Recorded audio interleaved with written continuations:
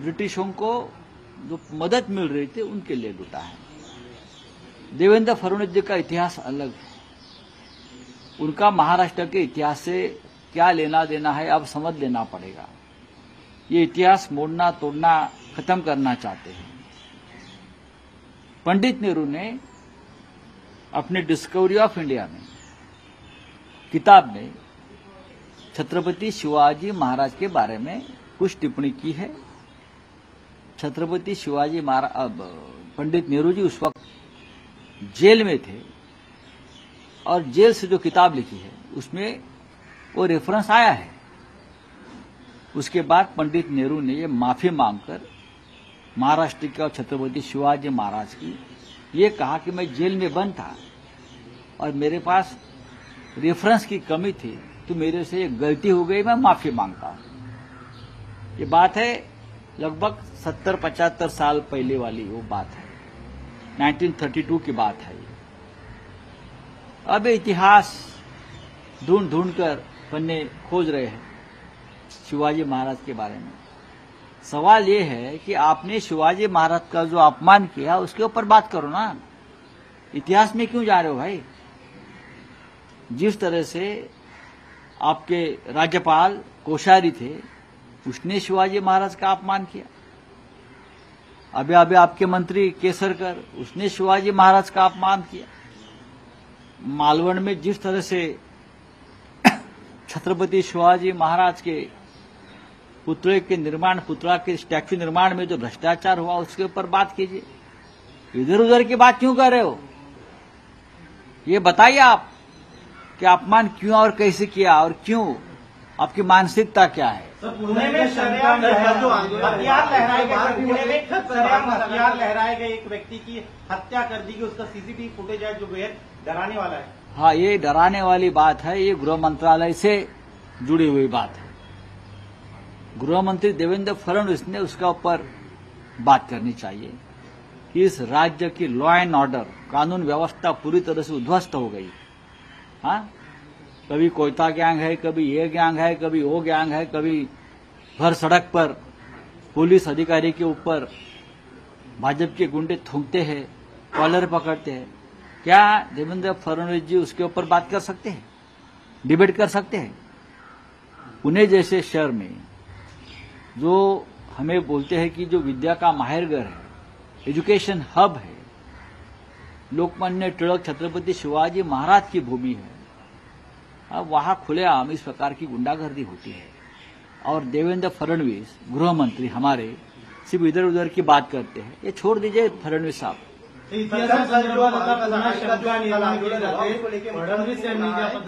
जो महाविकास आघाड़ी का आंदोलन हुआ छत्रपति शिवाजी महाराज को लेकर, उसको लेकर मुख्यमंत्री ने कहा है कि उद्धव ठाकरे भले ही शिवाजी महाराज का नाम लेते हैं लेकिन उनका काम जो है वो औरंगजेब और अफजल खान के तरीके का है। कल देखा है हमने औरंगजेब फैंस क्लब के चेयरमैन कौन है। औरंगजेब फैंस क्लब के चेयरमैन देवेंद्र फडणवीस है। औरंगजेब फैंस क्लब एक नया शगुफा बना है और देवेंद्र फडणवीस और उनके लोग चेयरमैन एंड मेंबर हैं। जिस तरह से छत्रपति शिवाजी महाराज के सम्मान में हमने आंदोलन किया और ये आंदोलन कुचलने की अपराध देवेंद्र फडणवीस और उनके सरकार ने किया है। तो औरंगजेब वाले कौन है भाई, बताइए आप। इस महाराष्ट्र में छत्रपति शिवाजी महाराज की जय बोलने से हमको रोकते हो। जय भवानी जय शिवाजी की हम जब नारा देते हैं तो आपको तकलीफ होती है। ये शिवाजी महाराज का महाराष्ट्र है। देवेंद्र जी, ये झूठ बातें आप लोगों के समझ में आती है। आपको छत्रपति शिवाजी महाराज का नाम लेने का कोई अधिकार नहीं है। ये औरंगजेब वाली बात क्या है, आप जाकर गुजरात में कहिए, महाराष्ट्र में मत कहिए। इस महाराष्ट्र में हमने औरंगजेब की कब्र बांधी है। अभी मराठी सांगा काय शंका निर्माण करण्यासंदर्भात आता असं वक्तव्य देवेंद्र फडणवीस केलं की महाराजांनी जोडलीने आक्रमक केलं। बघा, ज्या शेवटच्या पेशव्यांनी बाळाजी विश्वनाथाने पुण्यात मराठा साम्राज्य लयास नेलं छत्रपती शिवाजी महाराजांचं, आणि सगळ्यात आधी पुण्याच्या शनिवार वाड्यावर ब्रिटिशांचा युनियन जॅक फडकवला. सगळ्यात आधी त्या पेशवाईचे उत्तराधिकारी देवेंद्र फडणवीस आहेत. त्याशिवाय अशी भाषा त्यांनी केली नसती. हे दुर्दैवाने आम्हाला बोलावं असं वाटतं. कोणता इतिहास आम्हाला सांगतात देवेंद्र फडणवीस?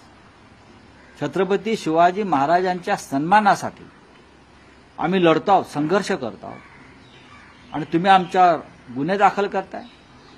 आम्हाला छत्रपती शिवाजी महाराज की जय या घोषणा देण्यास विरोध करताय.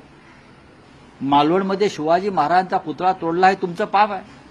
तुम्हीच तोडला, तुटला नाही, तोडलात. त्यात कोट्यावधीचा भ्रष्टाचार करणारे आजही मोकाट आहेत. त्यांना तुम्ही अटक करू शकत नाही. कारण ते तुमचे पेशवाईचे शिलेदार आहेत. शिवसैनिक जेव्हा गेले मालवणला आदित्य ठाकरे यांच्या नेतृत्वाखाली, जयंतराव पाटील होते किंवा अन्य लोक होते आमचे, तेव्हा त्यांना मालवणच्या किल्ल्यावर जाण्यापासून रोखण्याचं काम जे भाजपचे गुंड करत होते, तुम्ही त्यांचे समर्थक आहात ना? हो की नाही सांगा तुम्ही. आणि पोलिसांच्या अंगावर धावून जाणारे हे तुमचे गुंड आम्हाला शिवाजी महाराजांचा इतिहास शिकवणार आहेत का? तुम्हाला छत्रपती शिवाजी महाराजांचं नाव घ्यायचा अधिकार नाही. मी परत सांगतो, हा छत्रपती शिवाजी महाराजांचा अखंड महाराष्ट्र तोडून वेगळा विदर्भ करणारे तुम्ही आहात. हे तुमच्या मनामध्ये आहे की नाही? आपण शिवाजी महाराजांचा महाराष्ट्र तोडून जोपर्यंत वेगळा विदर्भ होत नाही तोपर्यंत मी लग्न करणार नाही. ही घोषणा कोणाची होती? जर तुम्ही शिवरायांचे सच्चे भक्त असाल तर बेळगाव कारवारच्या सीमा प्रश्नाविषयी तुमची काय भूमिका आहे ती स्पष्ट करा ना.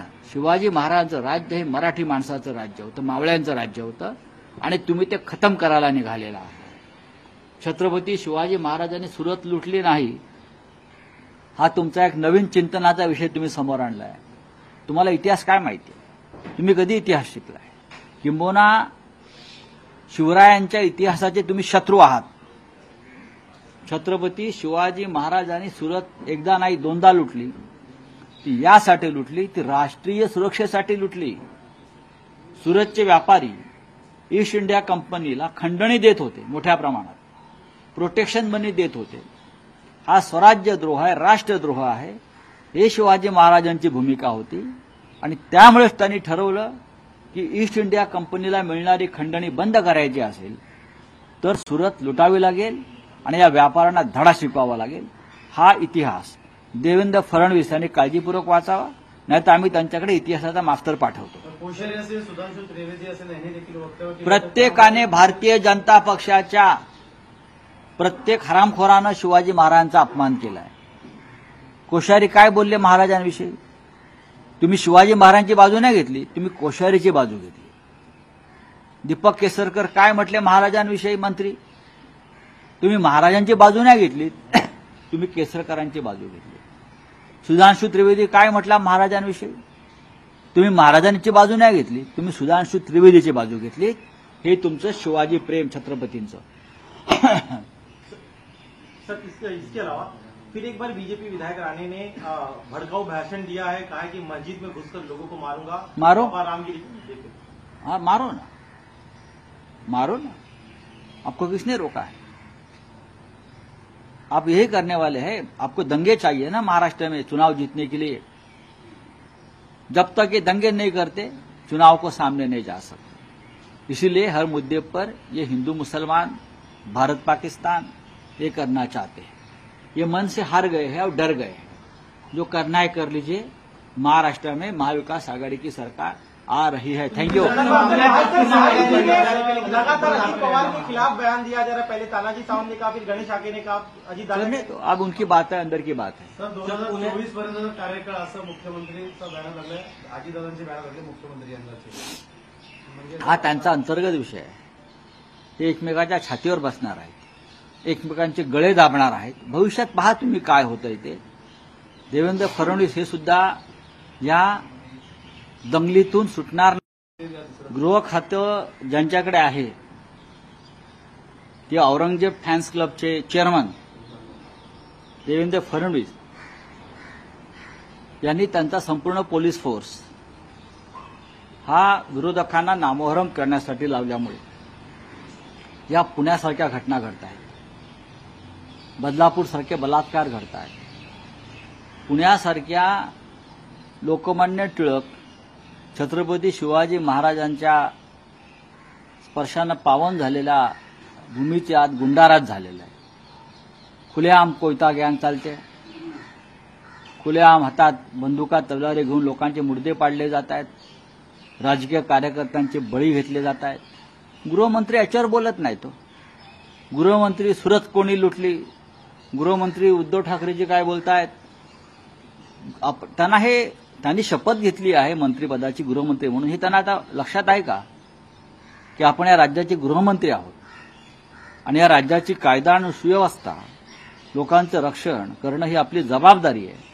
हे देवेंद्रजींना जर कळत नसेल तर मला असं वाटतं त्यांना विस्मृतीचा झटका आलेला आहे. त्यांना आठवत नाहीये काय आपण कोण होतो आणि काय करतो आहोत. पुण्यामध्ये रक्तपात हिंसाचाराचा उद्रेक सुरू आहे. पुण्यात महाराष्ट्राची सांस्कृतिक राजधानी ज्याला आम्ही म्हणतो, त्या पुण्यामध्ये हे घडत असताना या राज्याचे गृहमंत्री वेगळ्याच कुठल्या तरी दुनियेमध्ये मशगूल असतील. तरी राज्य कोणाच्या हवाली आहे? हे राज्य राम भरोसे पण नाही, राज्य गुंडांच्या भरोसे आहे.